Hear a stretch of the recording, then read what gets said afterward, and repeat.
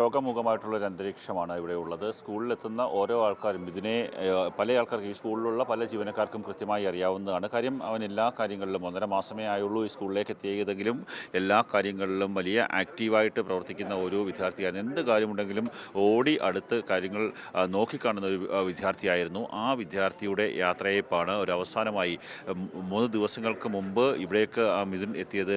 നിറച്ചിരികളോടുകൂടിയാണ്, കളിച്ചിരികളോടുകൂടിയാണ്. ഇവിടെ ഈ മുറ്റത്ത് ഞാനിപ്പോൾ നിൽക്കുന്ന ഈ മുറ്റത്ത് ഓടിക്കളിച്ചിരുന്ന ഒരു വിദ്യാർത്ഥിയാണ്. ആ വിദ്യാർത്ഥിയുടെ അന്ത്യയാത്രയ്ക്ക് വേണ്ടിയുള്ള ഒരുക്കങ്ങൾ നൽകുകയാണ് തേവലക്കര ബോയ്സ് ഹൈസ്കൂൾ. അവിടുത്തെ വിദ്യാർത്ഥികൾ, അധ്യാപകർ, അനധ്യാപകർ, നാട്ടുകാർ ഒന്നടങ്കം അവരൊക്കെ തന്നെ കണ്ണുകളോടുകൂടി തന്നെയാണ് ഇവിടേക്ക് എത്തിയിരിക്കുന്നത്. നമുക്കിവിടെ മുന്നിൽ ഒരു വലിയ ബോർഡ് സ്ഥാപിച്ചിട്ടുണ്ട്. അതിൽ ചെറു പുഞ്ചിരിയാണ് ആ കുഞ്ഞിനുള്ളത്. അപ്പോഴും ആ ഒരു പുഞ്ചിരിയാണ്. അവസാനമായി ആ കുഞ്ഞിൻ്റെ ഭൗതിക ശരീരം ഞാൻ കണ്ടതാണ്. ഷോക്കേറ്റ് മരിച്ച് ശാസ്താംകോട്ട താലൂക്ക് ആശുപത്രി മോർച്ചറിയിൽ ആ കുഞ്ഞിൻ്റെ മൃതദേഹം കിടക്കുന്നത് ഞാൻ കണ്ടതാണ്. ആ സമയത്തും ഈ ഫോട്ടോയിൽ കാണുന്നത് പോലെയുള്ള ഒരു ചെറു ചിരിയോട് കൂടിയുള്ള ഒരു മുഖം, അങ്ങനെയായിരുന്നു അവൻ്റെ മുഖത്തിൻ്റെ പ്രകൃതം.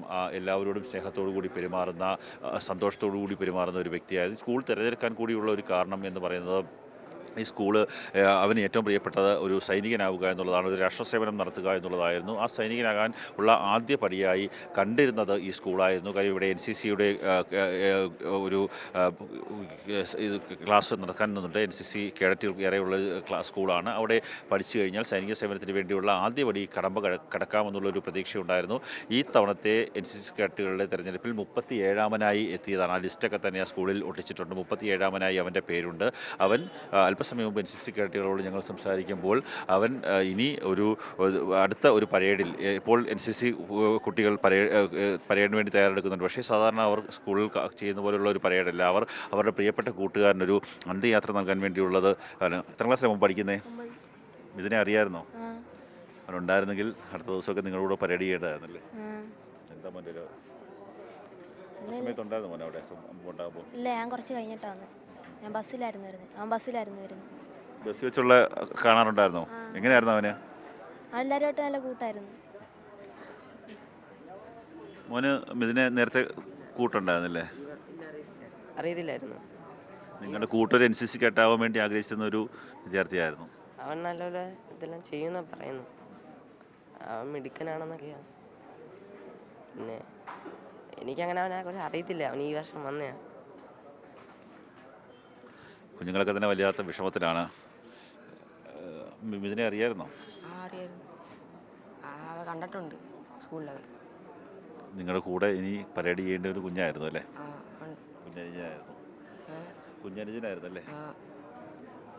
ഇവരോടൊക്കെ തന്നെ എത്രയോ ക്യാമ്പുകളിലൊക്കെ പങ്കെടുക്കേണ്ടി വരുന്ന ഒരു ആളായിരുന്നു. NCC കേഡറ്റിൻ്റെ സ്റ്റേറ്റ് ലെവലായാലും നാഷണൽ ലെവൽ ക്യാമ്പുകളിലൊക്കെ തന്നെ പങ്കെടുത്ത് ചിലപ്പോൾ RDC പരേഡിൽ, റിപ്പബ്ലിക് ഡേ പരേഡിലും ഇൻഡിപെൻഡൻസ് ഡേ പരേഡിലും ഒക്കെ തന്നെ പങ്കെടുക്കാൻ സാധ്യതയുണ്ടായിരുന്ന വളരെ ആക്റ്റീവായിട്ടുള്ള ഒരു കുട്ടി. ആ കുട്ടിയുടെ മരണമാണ്. പക്ഷേ അവൻ്റെ ഭൗതിക ശരീരം അല്പസമയത്തിനുള്ളിൽ ഈ സ്കൂളിലേക്ക് എത്തിക്കുമ്പോൾ ഓരോ ആൾക്കാരും നിറകണ്ണുകളോടുകൂടി കാത്തു നിൽക്കുകയാണ്. അവസാനമായി അവനൊരു അന്ത്യയാത്ര നൽകാൻ, യാത്രാമൊഴി നൽകാൻ വേണ്ടിയുള്ള ഒരു കാത്തിരിപ്പിൽ തന്നെയാണ് ഇവിടുത്തെ പ്രതിനിധികളെല്ലാം തന്നെ ഉള്ളത്. സർക്കാർ ഈ സ്കൂൾ മാനേജ്മെൻറ്റ് ഭാരവാഹികളൊക്കെ തന്നെ ഉള്ളത്. അധ്യാപകനാണ് ഇവിടുത്തെ. ഇതിനായിട്ട് എങ്ങനെയാണ് ഒരു ഓർമ്മകൾ? ഇപ്പം പുതിയതായി വന്ന ഒരു അധ്യാപകനാണ് മിഥുൻ.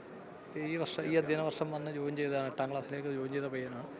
എന്നാൽ എല്ലാവർക്കും വലിയ സുപരിചിതമല്ല. ശരിയും അധ്യാപകർക്കൊന്നും സുപരിചിതമല്ല എന്നാൽ ശരിയും നല്ലൊരു പയ്യനാണ്, മിടുക്കൻ വിദ്യാർത്ഥിയാണ്. പക്ഷേ ഈ ഒരു സംഭവമായി ബന്ധപ്പെട്ടുകൊണ്ട് നമുക്കെല്ലാവർക്കും, അധ്യാപകർക്ക് ഒന്നടങ്കം, കുറേ ദിവസങ്ങളായിട്ട് നിങ്ങളും കണ്ടുകൊണ്ടിരിക്കുന്നതാണ്, എല്ലാവർക്കും ദുഃഖകരമായിട്ടുള്ള ഒരു സംഭവമാണ് എന്ത് ചെയ്തത് നമുക്കെല്ലാവർക്കും ഉണ്ടായിട്ടുള്ളത്. എന്ന് വെച്ചാൽ 3 ദിവസം ഞങ്ങളും ഉണ്ട്, നിങ്ങളും ഇവിടെ ഉണ്ട്. നമ്മളതിൻ്റെ ബുദ്ധിമുട്ടുകൾ അനുഭവിക്കുന്നുണ്ട് എല്ലാ അധ്യാപകരും. എന്ന് വെച്ചാൽ മെജോറിറ്റിയും ഇവിടെ സ്ത്രീകളാണ് അധ്യാപകർ.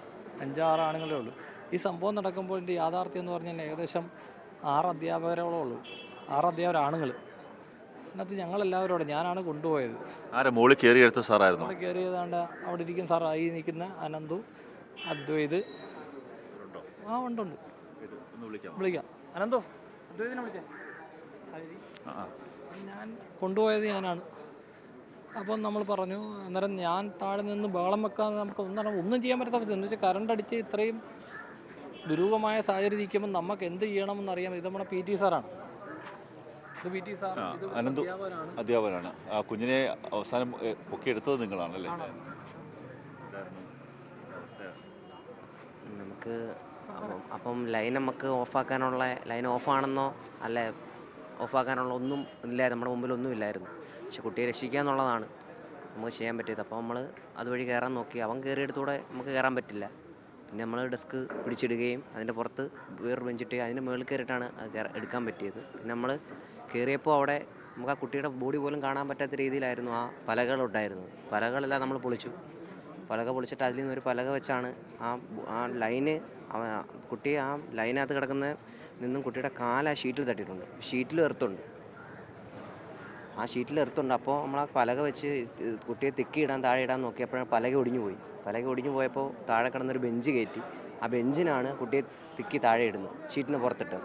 അവിടുന്ന് പിടിച്ച് താഴെ ഇറക്കുകയും പുറത്ത് താഴെ കൊണ്ടുവന്ന് നമ്മുടെ ഡെസ്കിൻ്റെ പുറത്ത് കിടത്തുകയും നമ്മുടെ ഇവിടെ ഓഫീസ് സ്റ്റാഫായിട്ടുള്ള ഹരിയണ്ണൻ CPR കൊടുക്കുകയും അതിനുശേഷം നമ്മൾ ഇവിടുത്തെ സജേഷ് സാറിൻ്റെ കാറിനകത്ത് നമ്മളും പിന്നെ ഇവിടെ അന്നേരം കണ്ട് നാട്ടുകാരൊക്കെ കുറച്ച് പേരുണ്ടായിരുന്നു. അവരെല്ലാം കൂടെ കൂടിയാണ് ആശുപത്രിയിലേക്ക് കൊണ്ടുപോയത്. ഭയങ്കര ആക്റ്റീവായിട്ടുള്ളൊരു വിദ്യാർത്ഥിയായിരുന്നല്ലേ? ഒരു വല്ലാത്തൊരു യാത്രാമൊഴിയാണ് നൽകേണ്ടി വന്നത്. ഒരാൾക്കുണ്ടാകത്തൊരു ഒരു അതെ അതെ, ആക്റ്റീവായിട്ടുള്ളൊരു കുട്ടിയായിരുന്നു. ഈ കഴിഞ്ഞ ദിവസം ഫുട്ബോൾ സെലക്ഷനും ഒക്കെ പങ്കെടുത്തൊരു കുട്ടിയായിരുന്നു. കൂടാതെ NCCയിലും ഉണ്ടായിരുന്നു. നിങ്ങൾക്ക് എങ്ങനെയാണ് അവന് നമ്മൾ കാര്യം 3 ദിവസം മുമ്പ് ഈ സമയത്തൊക്കെ ഇതിന് മുമ്പ് ഒരു 9 മണിയോട് കൂടി കളിച്ചിരിയായിട്ട് നിന്നൊരു കുഞ്ഞാണ്. ഇപ്പം ഇനി വരാൻ പോകുന്ന ഒരു ജീവനില്ലാത്ത ശരീരമായിട്ടാണ്. അതെ, തീർച്ചയായിട്ടും വളരെ ദുഃഖകരമായിട്ടുള്ളൊരു കാര്യമാണ് നമ്മളെ സംബന്ധിച്ചിടത്തോളം. അധ്യാപകരാണ്, പക്ഷേ അവർക്ക് വാക്കുകൾ മുറിഞ്ഞു പോവുകയാണ്. അഭിലാഷ്, കാര്യം അവരൊക്കെ തന്നെ ഇപ്പം ആ കുഞ്ഞിനെ അവസാനമായി എടുത്ത ഒരു അധ്യാപകൻ അനന്തു എന്ന് പറയുന്ന അധ്യാപകൻ്റെ വാക്കുകളാണ് നമ്മൾ കേട്ടത്. അദ്ദേഹം പറയുന്നത് എങ്ങനെയെങ്കിലും അവനെ ജീവനോട് രക്ഷിക്കാൻ വേണ്ടിയുള്ള ശ്രമമാണ് ഇവരുടെ ഭാഗത്തു നിന്നുണ്ടായത്. പക്ഷേ രക്ഷിക്കാൻ സാധിച്ചില്ല.